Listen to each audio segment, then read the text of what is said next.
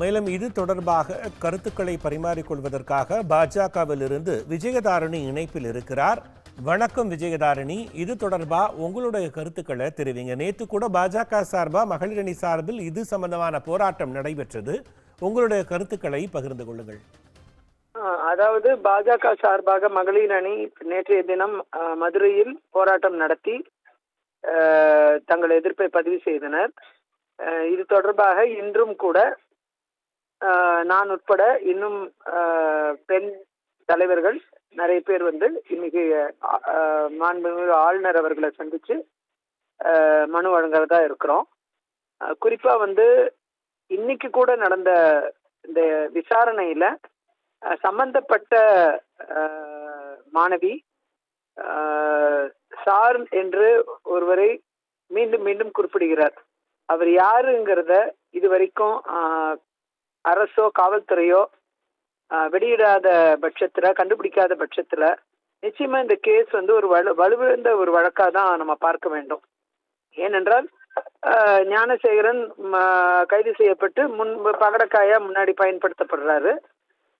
பின்னணியிலிருந்து இயக்கிய பலரும் தப்பித்து செல்வதற்கான வாய்ப்புகள் தான் தென்படுது. ஆகையால இந்த கேஸ் ஒரு முழுமை பெறாத ஒரு சூழ்நிலை தான் ஏற்படும். கோர்ட்லயும் முழுமையா இந்த கேஸை விசாரணை செய்யணும்னு தெளிவான அறிவுரையை வழங்கியிருக்காங்க ஹைகோர்ட்டும். அப்படி இருக்கும் பொழுது இந்த வழக்குல எந்த பாரபட்சமும் இல்லாம அந்த மாணவி குறிப்பிடுற சார் யாருங்கிறத வெளிப்படுத்தணும். அப்படி இந்த ஆசிரியர்கள், பேராசிரியர்கள் அப்படிப்பட்ட தவறுகளில் ஈடுபட்டிருக்காங்கன்னா நிச்சயமா சமூகத்தின் முன்பு தண்டிக்கப்பட வேண்டியவர்கள். அதுவும் எல்லாருக்கும் தெரிய வேண்டிய ஒன்று. ஸோ அதுல உண்மை இருக்கானோ நம்ம தெரிஞ்சுக்கணும். அவங்க குறிப்பிடுற சார் யாருங்கிறதையும் கண்டுபிடிக்கணும். மக்கள் மத்தியிலையும் உண்மையை புலப்படுத்தணும். அதுல தவறு இருக்குமே இருந்தால் நிச்சயமா அதற்கு உரிய கிரிமினல் சட்டத்தின் கீழ் உள்ள அடிப்படையில் உரிய தண்டனை வழங்கப்பெற வேண்டும். கண்டுபிடிக்கவே தயாரா இல்லாத சூழ்நிலையில காவல்துறை இயங்கி வருவது தான் வருத்தம் அளிக்குது. அது யார் என்று அதை கண்டுபிடிக்க வேண்டிய இடத்துல புலனாய்வுத்துறையும் காவல்துறையும் தான் இருக்கு. இதுல வேற யாருமே, அதாவது யூனிவர்சிட்டியை நடத்துறவங்களோ இல்லைன்னா நேரடியா அரசாங்கமோ நேரடியா இதை பண்ண முடியாதுன்னா கூட காவல்துறையும் புலனாய்வு, அரசு நியமித்த புலனாய்வுத்துறை, கோர்ட் கண்காணிக்கும் புலனாய்வுத்துறை நிச்சயமா இதை கண்டுபிடிக்க முடியும்.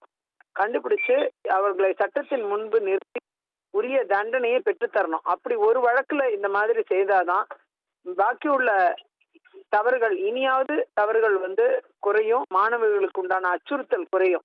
இல்லைன்னா பெண் குழந்தைகளை நாம நம்பி கல்லூரிக்கு படிக்க அனுப்புறோம்.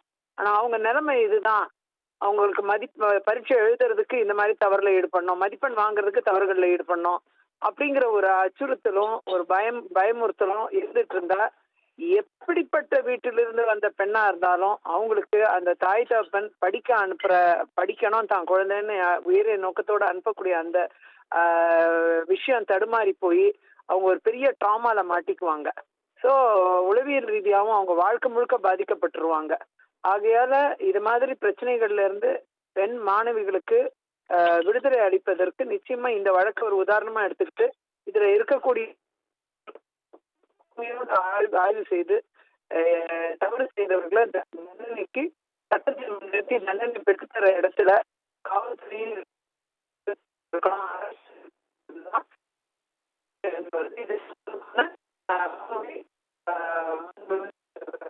ஆளுநர் இன்றைய தினம் எல்லா கட்சி தலைவர்களும் இணைந்து நாங்கள் வழங்கவிருக்கிறோம். மேடம், ஆக்சுவலி அரசு தரப்போ சரி, காவல்துறையோ சரி, கண்டிப்பாக இந்த சார் அப்படின்ற இதை பற்றி தெளிவாக சொல்லவும் இல்லை. அதே சமயத்தில் இந்த சம்பவம் நடக்கும்போது ஃப்ளைட் மோடில் தான் செல்ஃபோன் இருக்குன்றதை தான் அவங்க அடிக்கடி சொல்லிட்டு இருக்காங்க. ஆனால் மாணவி தரப்பிலிருந்து இந்த சார் அப்படின்ற அது விஷயத்தை தான் அவங்களும் அடிக்கடி சொல்லிட்டு இருக்காங்க. இது சம்பந்தமாக உங்களுடைய கருத்து என்ன மேடம்? ஃப்ளைட் மோட்ல ஃபோன் இருந்தாலும் இல்லாம போனாலும் அதை பற்றின பிரச்சனை இதுல இல்லை.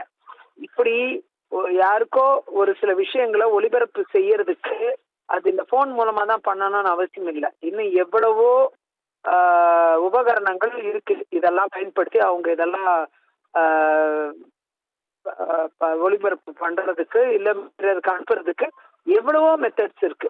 அதை கையாண்டிருப்பாங்க. ஃபிளைட் மோட்ல நீங்க ஒரு முடிவுக்கு வரக்கூடாது. இவங்க மற்ற எல்லா சாத்தியக்கூறுகளையும் ஆய்வு செய்யணும். யார் அந்த அதர் சைட்ல இருந்த சார் யாரு, யார் இந்த சம்பவங்களை பார்த்துட்டு இருந்தாங்க, யார் இது டிரான்ஸ்மிட் ஆச்சு, எந்த டிரான்ஸ்மிட் ஆச்சு, அப்படின்ற ஒரு கருவி நிச்சயமா பயன்படுத்தப்பட்டிருக்கிறது தான் அந்த பெண்ணுடைய வாதமா இருக்கு. ஆகையால அது என்னங்கிற உண்மை கண்டறியும் குழுவாக நீங்க ஒரு உண்மை கண்டறியும் மேற்கொண்டாங்கன்னா நிச்சயமா அதை கண்டறிய முடியும்.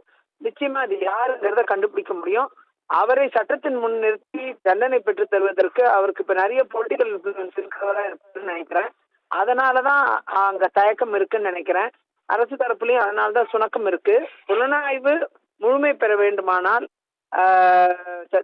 தவறு செய்தவர்கள் சட்டத்தின் முன் கொண்டு வரப்பட்டு தண்டனை பெறுவது உறுதி செய்யப்பட வேண்டுமானால் நிச்சயமாக இதில் இருக்கக்கூடிய கேள்விகளுக்கு விடயங்கள் கிடைத்தே ஆக வேண்டும்.